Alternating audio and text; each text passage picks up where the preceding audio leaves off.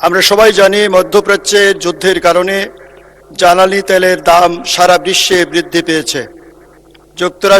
যুক্তরাজ্য সহ পৃথিবীর বহু দেশে জ্বালানি তেলের দাম বৃদ্ধি পেয়েছে।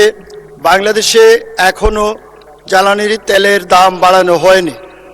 এই সম্পর্কে জ্বালানি তেল দাম বাড়ানো হবে কি না আমি মাননীয় মন্ত্রীর কাছে জানতে চাই। ধন্যবাদ মাননীয় স্পিকার। আমাদের জ্বালানির তেলের মূল্য বৃদ্ধির ব্যাপারে একটি আইন আছে।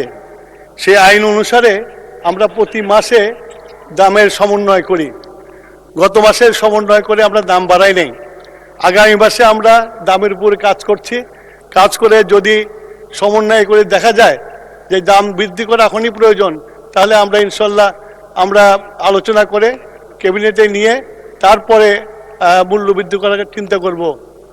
মানে আপনাকে ধন্যবাদ।